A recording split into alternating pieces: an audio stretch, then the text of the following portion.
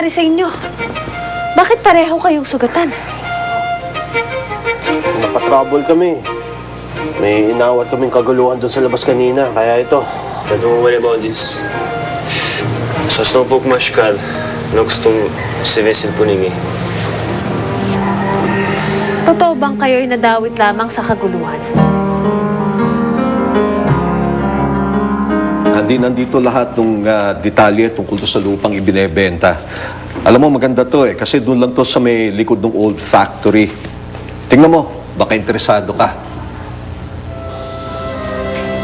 Andy, are you okay? Oh, I'm sorry. Naalala ko lang si Veron. Nagtataka lang ako kung bakit biglaan niya ako tinanong tungkol kay Matilda. Baka iniisip lang ni Maren na may pagkakataon na magkita pa kayo ni Matilda. Which I think na imposibleng mangyari. Eh, paano kung mangyari? Eh di, magkakaroon ako ng pagkakataon para alagaan ang aking mga anak. Are you saying? Yeah, oo. Tingnan mo muna tong mga papeles para malaman mo na everything is in order. Yeah. Okay.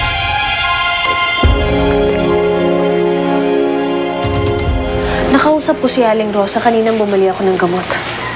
Kayo raw ay nagsabong na para mga manok? Yan kasi. Naman ako eh. At pinatulan mo naman. Pumahimik ako. Nagpapaligsahan kayo ng walang dahilan? Kumikirot. Hindi ko mabuksan ang aking bibig. Nasaan? Ba't kayo na hindi naman sumasakit? Aray, ang sakit naman. Aray, Saan?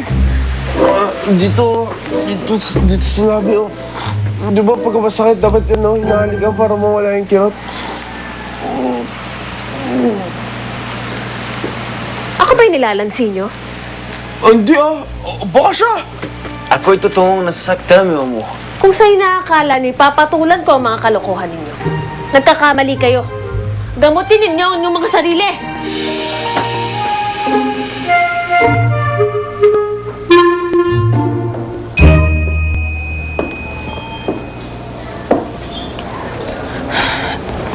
Kaz, okay ka lang ba? Hindi ka daw lumabas kanina pa. Iniisip mo pa rin ba yung nangyari sa inyo ni Griselda? Kung sa akala niya mapapasuko niya ako, nagkakamali siya. Kaz, pwede bang kalimutan mo siya kahit sandali lang? Kahit ngayon lang. She's ruining your mood. Sinisira na yung buhay mo. Ano ka ba? Hindi ako mapapatahimik hanggat hindi siya nawawala. Gagawin ko ang lahat para sirain ang Brazildang yun. Sorry sa nangyari, ha? Namang problema na ako sa aking ina. Dinadagdagan mo pa, Eric. Pasensya na. Sorry talaga, pero napangako ko sa'yo. Tutulong pa rin ako sa paghahanap kay Nay Matilda. Sige, mawala na ako.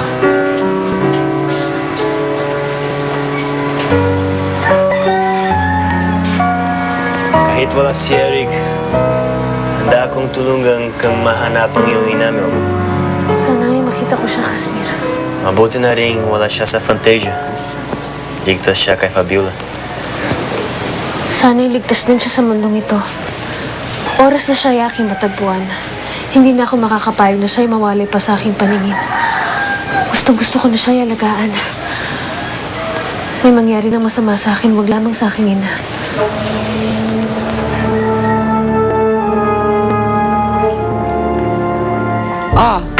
Dinalang kita ng pagkain. Masarap yan.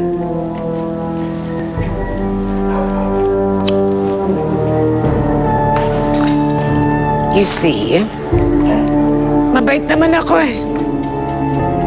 Lalo na sa mga taong sumusunod sa mga gusto ko. Hindi nga pala tayo natapos sa usapan natin the last time nung nagkwentuhan tayo. Nasaan ang mga anak mo? At anong mga pangalan nila? Hindi ko alam. At kung alam ko man, hindi ko sasabihin sa'yo. Nasaan ang mga anak mo? Patayin mo na lamang ako, Beron. Pero hindi kita bibigyan ng pagkakataong pahirapan ng aking mga anak.